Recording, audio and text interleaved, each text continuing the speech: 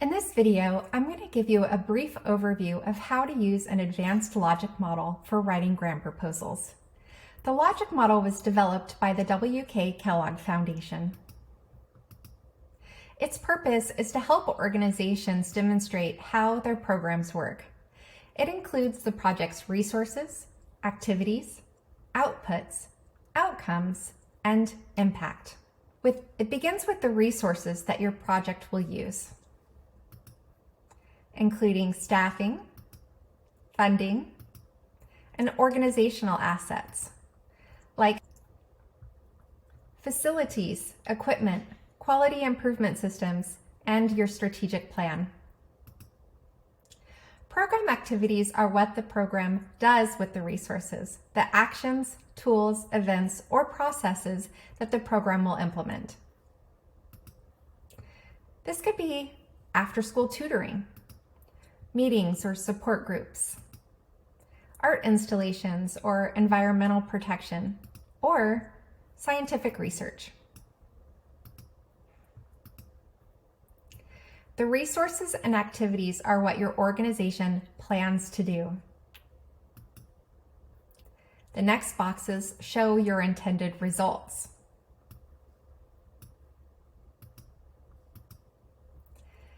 Outputs are the direct products of program activities. For example, the number of bed nights, the number of meals provided, or the number of individuals served. Outcomes are the specific changes expected as a result of the program. This could be changes in your program participants' knowledge, behavior, skills, and well-being. These outcomes should be attainable during the grant period or short term. Finally, impact is the fundamental change that occurs in your community as a result of your program activities. Impact usually occurs long after the conclusion of project funding. And that is the basic logic model. Remember, using the logic model is a great way to show potential grant makers how your program works. Here's the logic model with space to add your detail of how your program will work.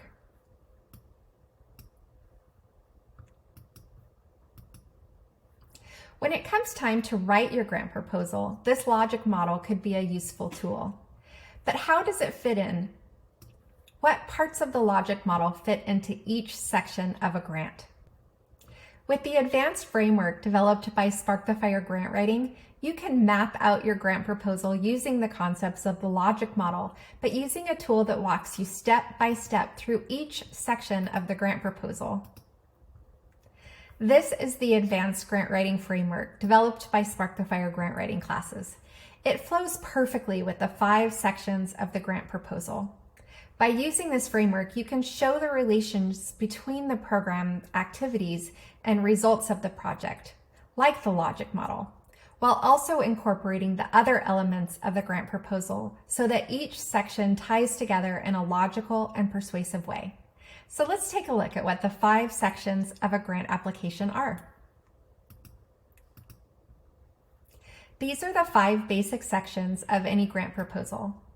The organizational description is your opportunity to tell the reader about how your organization is qualified, experienced, and an asset to the community to which it belongs.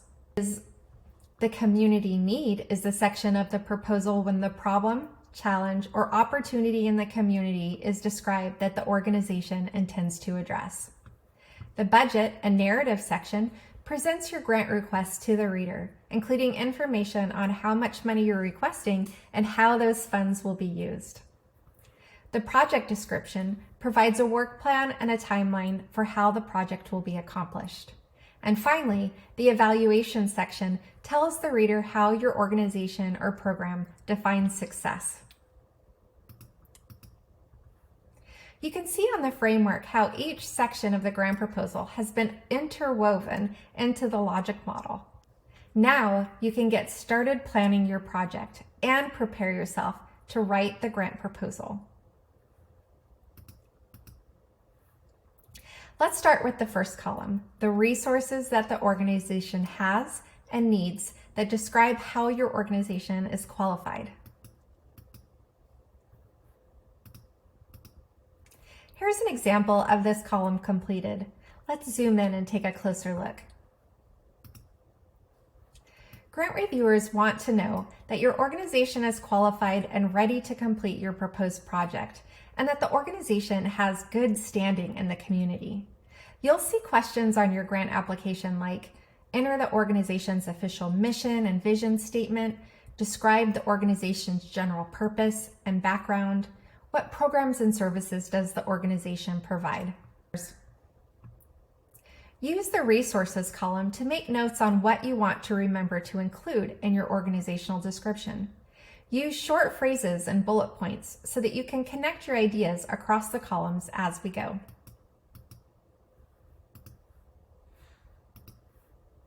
Next, let's move to the second column, the community needs statement. Grant reviewers want to know why a project is needed. Questions on grant applications for this section of the proposal could be something like, describe the need in the community that your organization and project intend to address. The framework provides space to note 3 problems, challenges, or opportunities that the organization intends to address. Remember, these should be framed as community needs, not organizational needs. Let's zoom in and take a closer look at what this project intends to address. There is space for 3 specific community needs, opportunities, or challenges. Let's take a closer look.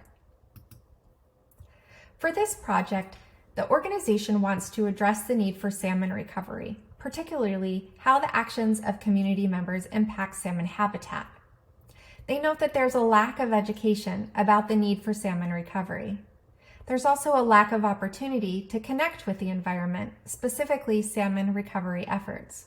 And the complexity of salmon ecology and recovery makes it difficult to understand how individuals can impact habitat, both positively and negatively. The next section is the budget column. This is where you can brainstorm your projected income and expenses for the project. Grant makers want to know that your organization has a plan to fully fund the project, even if all the funding isn't quite in hand. Grant makers also want to see that the project expenses have a direct correlation to the community need. By outlining the categories of income and expenses, you can show how the funding will support activities that address the community need. Here's an example of a completed budget column. Let's zoom in and take a closer look.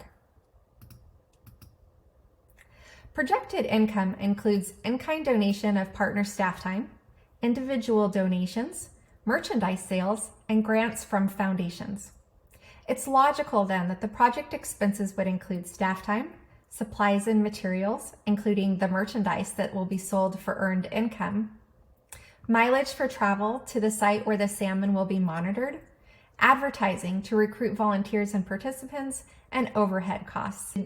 The costs associated indirectly with running the organization so the project can exist. The next 3 columns of the grant framework correspond to the project description of the grant proposal. This is the section of the grant proposal when you explain the activities involved with the project, as well as the overarching goal and the SMARTY, specific, measurable, achievable, realistic, inclusive, and equitable objectives that demonstrate how the project will address the community needs presented in column 2. Here's an example of the project description columns filled in. The framework is designed to showcase 3 primary activities or strategies that will be most effective in addressing the community needs. For planning purposes, make sure to match the first community need with the first activity, the second community need with the second activity, and the third community need with the third activity. You can show that connection by keeping connected elements in the same row.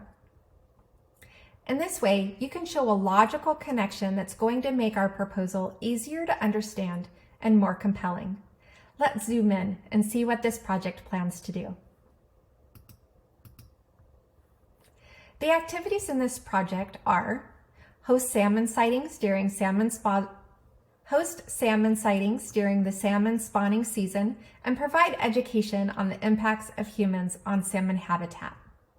Number 2, train and engage volunteers in the pilot Salmon Spotters Citizen Science Project. Number 2, provide opportunities for people to participate in salmon counts during salmon spawning season. And 3, share the results of the data by developing and updating an interactive online map. The next columns in the framework are the goal and objectives of the project, which are described in the project description alongside the project activities. In this example, the primary goal is to foster a connection between salmon, their habitat, and people to aid in salmon recovery. To that end, the first objective is to provide educational trainings on the importance of salmon and their habitat.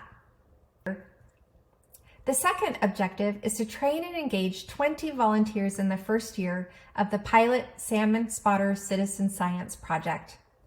And the third objective is to share results of the data collection by developing and updating an interactive online map within 6 weeks of the end of the spawning season. The first objective connects to the community need in row 1, so that salmon recovery is intricately connected to the actions of community members, and the activity in row 1 to provide educational training events. The second objective is to provide opportunities for people to meaningfully connect to salmon through the Salmon Spotters Citizen Science Project. This objective addresses the community need that there is a lack of opportunity to connect with the environment, specifically salmon recovery efforts. And it connects to the activity to provide opportunities for people to participate in salmon counts during the spawning season. The third objective is to share the results of the data collection by developing and updating an interactive online map within 6 weeks of the end of the spawning season. This addresses the community need in row 3 to make information about salmon recovery more understandable and user-friendly, and it connects to the activity to share results of the project through an online interactive map. Finally, grant makers want to know that their funding has made a difference by the end of the project, so our next columns address the evaluation section of the grant proposal. The outputs are the resulting metrics and deliverables expected. Let's take a closer look. Row 1 shows that the educational aspect of the project will gather data on the number of events, number of participants surveyed about their experience, and develop a report on the survey results. Row 2 shows that the salmon spotter activity will collect data on the number of volunteers who participate, the number of volunteer hours, and produce a report on the salmon observation data collected by volunteers. And row 3 shows that an interactive online map will be developed. These outputs are connected to the objectives in the same row. The outcomes column shows the results of those activities so that we can see if they addressed the community needs. Outcomes are changes in awareness, knowledge, attitudes, skills, and behavior. In our example, the effect of the educational activities is that individuals will have an increased understanding of salmon and their habitat. The effects of the salmon counting activities will be that individuals are positively impacted by their experience and feel a closer connection to the environment, as demonstrated by their desire to continue to participate in the project the following year or refer a friend to the project. And as a result of the interactive online map, individuals will have increased access to easy to understand information about the human impact on salmon habitat and salmon recovery efforts. Remember, each of these outcomes are connected to objectives, activities, and a community need listed in the same row. Finally, the impact is the long-term change expected as a result of the project. In other words, what will be different in 10 years? Like the overarching goal, the impact can be expressed as one overall long-term change. but you're welcome to have 3 impacts, one for each row if you prefer. In our example, the impact expected is that more people will feel directly connected to salmon and their habitat and therefore become lifelong stewards of our natural resources. And that is how the framework helps you plan how to write your grant proposal section by section. Stay tuned for more analysis of the advanced framework developed by Spark the Fire grant writing classes.